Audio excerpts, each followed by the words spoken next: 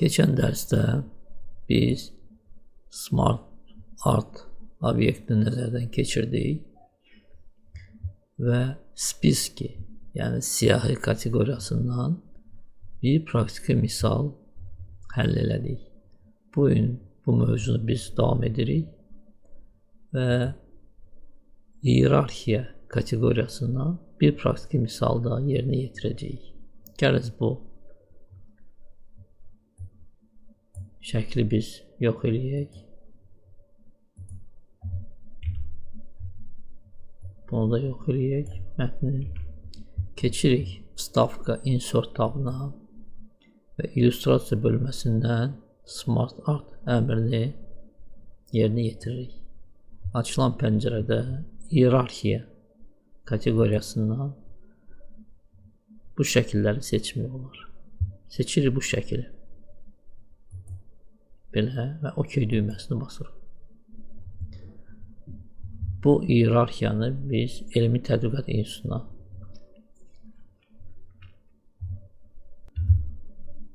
aid edəcəyik. Mən özüm o institutda təxminən 10 il işləmişəm. Ona görə də gəliz Elmi Tədqiqat İnstitutunun hiyerarxiyasını yaradaq.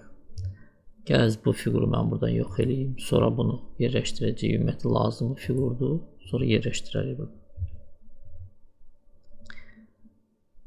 Elmi Tədqiqat İnstitutunun rəhbəri yuxarıda olmalı təbii ki.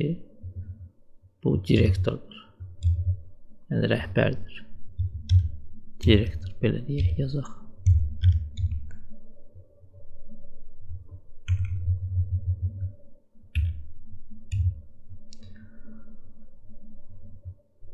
Direktora tabi olurlar şöbə müdürləri. İndi burada yazaq şöbə 1, şöbə 2, şöbə 3. Şöbə 1,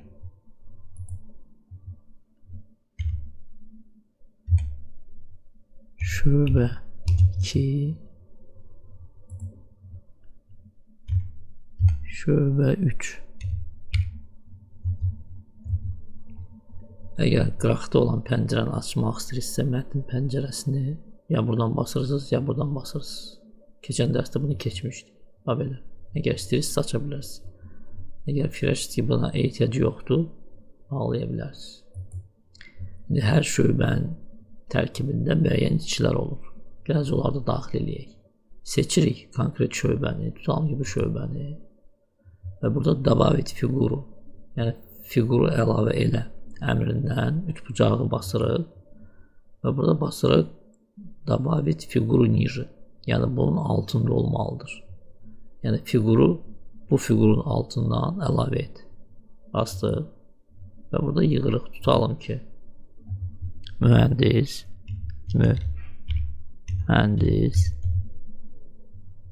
enter düyməsini basırıq. Deyək ki laborant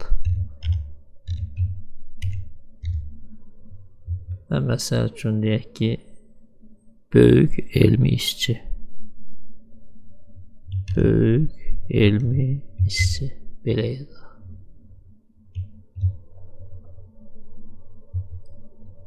Keçirik ikinci şöbəyə.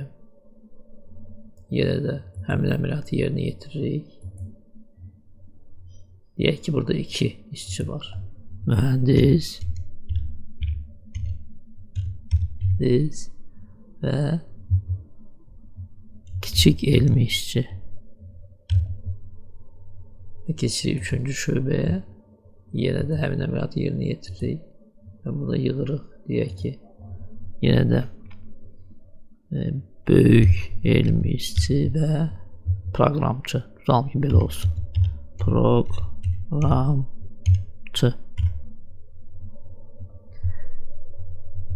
Təbii ki direktorun köməkçiləri ola bilər, yəni müavini ola bilər. Bu ilə bir ki birinci səviyyə gedir hiyerarxiyada. Bu sətr ikinci səviyyə, bu sətr üçüncü səviyyə.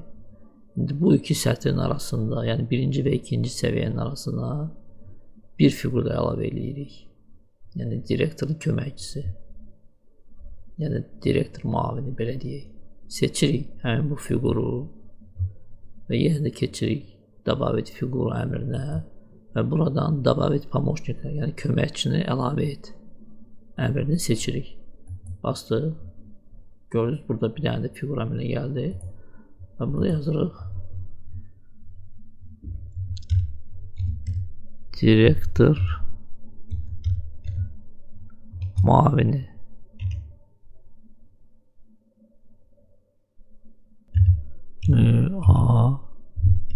müavini. Bu belə. Bizə belə bir struktur əmrə gəlir, belə bir hiyerarxiya əmrə gəlir. Sonra burada nə eləmək olar? Tutalım ki, bu komandanı seçirsiniz. Keçən dərs bunu keçdik. Sprava naleva, sağdan yuxarı, sağdan sola. Və belə dəyişiklik əmrə gələcək. Sonra bu şöbəni tutalım ki, sağ tərəfə çəkmək lazımdır. Basırıq vverx. Yaxud vniz. Vniz sağ tərəfə gedir, vverx sol tərəfə gedir. Görürsünüz, şöbə yerlərini dəyişir.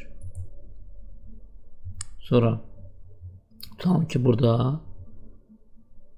bir dənə də şöbə artırmaqsaq, 4-cü şöbə. Deyək ki, burada səhv eləmişdik. Bax, bu bizdə 4-cü şöbədir. Yaxud bu fiqur 4-cü şöbədir. Bunu bura yerləşdirmək lazımdır. Onda həmin fiquru seçirik və burada basırıq повысить уровень, yəni səviyyəni artır.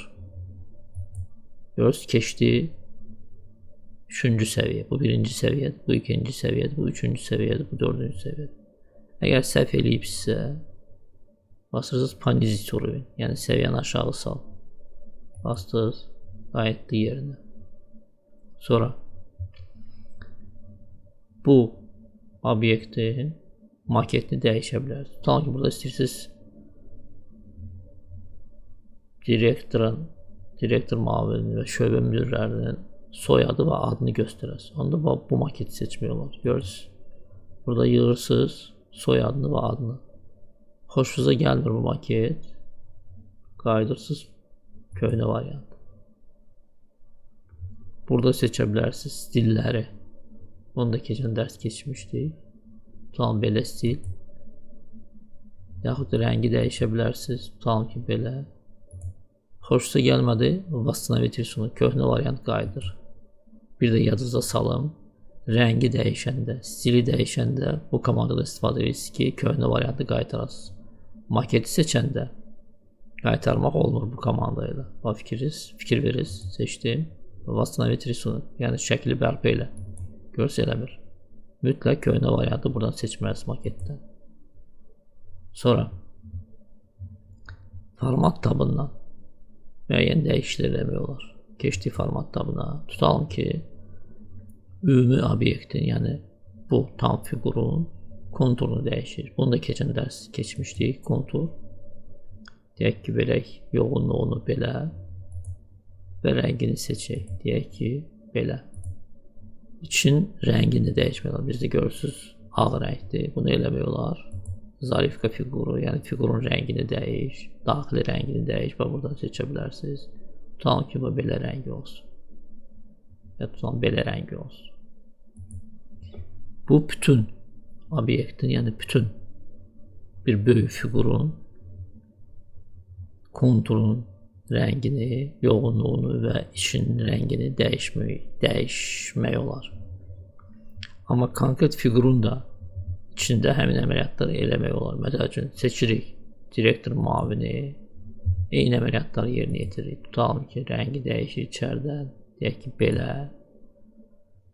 Konturunu dəyişirik, deyək ki, belə. Və yoğunluğunu dəyişirik, deyək ki, belə. Effekt verə bilərik. Hansı effekt istəyirsinizsə buradan. Tutalım belə. Sonra eyni əməliyyatı da direktora verə bilərsiniz. Nə istəyirsiniz? Əgər mətni böyütmək istəyirsinizsə, qaraltdınız, ya rəngini dəyişmək istəyirsinizsə, yağlı verdiniz, rəngini qırmızı verdiniz, ölçüsünü elədiniz, tutalım ki, Belə maksimal verək də 26 artıq 24. Belə. Belə dəyişə bilərsiniz. Gördünüz, müəyyən dəyişiklikləri yerinə yetirmək olar. Əgər bütün bu dəyişikliklər xoşunuza gəlmirsə, seçirsiniz fiquru, keçirsiniz konstruktor tabına və Vastanovit risunu və köhnə variant, yəni birinci seçdiyimiz variant bərpa olunur. Bununla Smart Art obyektin həsr olunmuş dərslər yekunlaşır və gələn dərsdə biz 4-cü obyekti diaqramı keçəcəyik. Bugünə bu qədər. Təşəkkürlər.